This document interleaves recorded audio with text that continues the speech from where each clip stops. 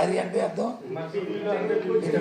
భారీకి కాదు, భారీకి డెఫినేషన్ ఏంటి? లక్షలాది ఏం లక్షలు ఇంకా ఇంకా దేనికి అడ్డుకోవడం, దేనికి ఎందుకు అడ్డుకుంటామా? శుభ్రంగా మా పోలీసు వాళ్ళని పెట్టి ఎక్కడ నిమిషం జరగకంట ఎక్కడైంది ఒక్కొక్కరు అడిగితే మీకు పూర్తిగా మీకు క్లారిటీ ఇస్తాను. ఏంటి ఏది ఏ గ్రౌండ్ అని నా దృష్టికి నేనే మంత్రిని, అది కాండి అది నేను మంత్రిని, నా దృష్టికి అయితే రాలేదు. అంతకుముందు ప్రధానమంత్రి గారు వస్తే ఇవ్వలేదు మనిషమ్మా అడిగి, నాకైతే నా దృష్టికి రాలేదు. సరండి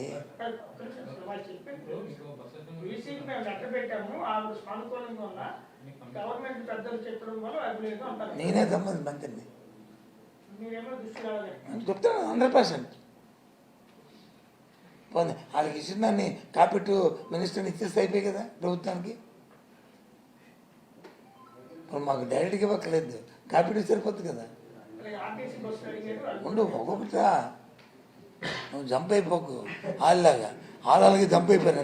నా స్పీచ్ చూసాను ఇక్కడ నుంచి వాళ్ళు ఏం మాట్లాడుతున్నారో, అసలు సభ ఎందుకు పెట్టారు, దాని ఉద్దేశం ఏంటో, లేకపోతే 14 సంవత్సరాలు ముఖ్యమంత్రి చేసిన చంద్రబాబు నాయుడు ఈ రాష్ట్రానికి ఏం చేశాడు, లేకపోతే ఈ ఉత్తరాంధ్ర ప్రాంతానికి ఏం చేశాడు, లేదు వాళ్ళ అబ్బాయి వచ్చి అనుకొని ఏదో అవి ఇవి చెప్పిన ఆ కుర్రాడు అసలు ఏం మాట్లాడుతున్నాడు, ఎందుకు ఈ రెడ్ బుక్ అంటున్నాడు. రాజకీయాల్లో రెడ్ బుక్ ఉండకూడదు, బ్లూ బుక్ ఉండాలి. బ్లూ బుక్ అయితే ఎవరైతే చట్ట ప్రకారం నిబంధనల ప్రకారం ఏదో ఉంటుందో అది నడవాలి. రెడ్ బుక్ రా ఓప్లెస్ మాటలను ఓప్లెస్ ఇది అవగాహన ఉందా? ఎవడైనా ఆ మాటలు మాట్లాడతారా? ఇదేం ప్రజాస్వామ్యం అనుకుంటున్నారా, రాచారం అనుకుంటున్నారా? నేను అడుగుతున్నాం. వాళ్ళు అడిగిన దాన్ని మేము ఏది చట్ట ప్రకారం చేయలేదు చెప్పానండి, చట్ట ప్రకారం ఏది చేయలేదు చెప్పానండి. చట్ట ప్రకారం చేయకపోతే అప్పుడు నిబంధనలు మేము ఉల్లంఘిస్తే తప్పు. ఏదో నేను చూశాను, మేము వచ్చి పాదయాత్ర చేస్తే మేము పాదయాత్ర చేయడానికి అని అడ్డుకున్నాం. ఎక్కడ అడ్డుకున్నాం? మీరే కదా విలేకరులు. మీ టీవీ ఇక్కడ టీవీ ఫేమ్ ఉంది కదా, ఇక్కడ ఏబిఎన్ ఉంది కదా, ఈనాడు ఉంది కదా, ఈ టీవీ ఎక్కడ అడ్డుకున్నాం చెప్పండి? ఎక్కడ ఆ కుర్రాడు తిరుగుతుంటుంటే, ఆ పిల్లడు తిరుగుతుంటే ఎక్కడ అడ్డుకున్నాం చెప్పండి? వాళ్ళంతా ఊహించేసుకొని ముట్టడి ఎంత ఉన్నాడో లేదు కానీ కోతగనం అనేట్టుగా పెట్ట కొంచెం కోతగనం అనేటట్లు ఏదో ఊహించేసుకొని ఏదో మాట్లాడేస్తే అవన్నీ అవుతాయా? కాదు కదా. ఏంటంటున్నావు? ఎవరి మీద పెట్టేశారండి? ఇప్పుడు నీకు తెలుసో తెలీదు చెప్తాను, మీకు చెప్తాను. జగన్మోహన్ రెడ్డి గారు వచ్చి పాదయాత్ర ప్రారంభించారు. నేను వెళ్ళాను స్వయంగా డీజీ దగ్గరికి, ప్రత్యక్షంగా నేను పర్సనల్గా వెళ్ళాను డీజీ దగ్గరికి. నేను మారెడ్డి వెంకటేశ్వర గారు ఇంకెవరో కొంతమంది వెళ్ళి ఒక రిక్వెస్ట్ ఇచ్చిన తర్వాత మాకు వాళ్ళు ఈ నిబంధనల ప్రకారం ఉండాలి, దీని ప్రకారం మీకు పర్మిషన్ ఇస్తున్నామని చెప్పి 1 2 3 4 5 ఆ పోలీసు మాన్యువల్ ప్రకారం నిబంధనల ప్రకారం మాకు ఇచ్చారు. మేము దాన్ని అమలు జరిపాం. డివియేషన్ అవ్వలేదు, ఎక్కడ డివియేషన్ అవ్వలేదు కాబట్టి అయింది. నిబంధనల ప్రకారం చట్టాన్ని చేతితో తీసుకోకుండా వెళ్తే 5 గంట వెళ్తే ఏమీ లేదు, నువ్వు ఇచ్చిన రూట్లో వెళ్తే ఏమీ లేదు. మన చిత్తూరులోని వచ్చి అదే కాన్ఫరెన్స్లో చంద్రబాబు వెళ్ళినప్పుడు గొడవ జరిగింది. అది ఎందుకు జరిగిందా గొడవ? ఆయన ఇచ్చిన చంద్రబాబు ఇచ్చిన రూట్ ఒక పక్క,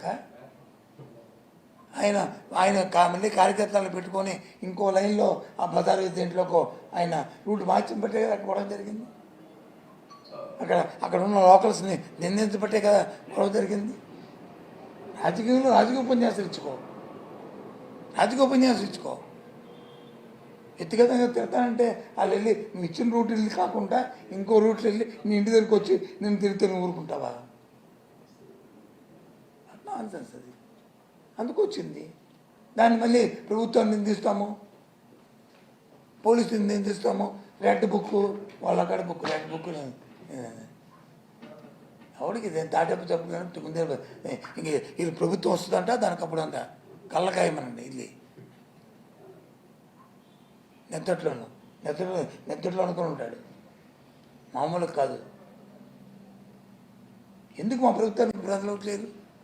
ఏం మేము ఇచ్చిన మేనిఫెస్టోని అమ్మ తెలపలేదన్నా?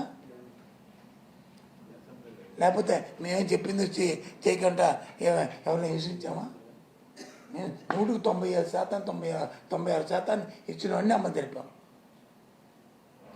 చంద్రబాబు ఇచ్చిన మేనిఫెస్టో 2014 ఇచ్చిన మేనిఫెస్టో అమ్మ తెలిపాడా? చెప్పండి. మహిళలకి రుణమాఫీ అన్నట్టు చేశారా? రైతు రుణమాఫీ అన్నట్టు చేశారా? బాబు వస్తే జాబ్ ఇస్తాను, లేకపోతే 2000 రూపాయలు వృత్తి ఇస్తాను చేశాడా? చెప్పండి, నాకు అర్థం అవట్లేదు.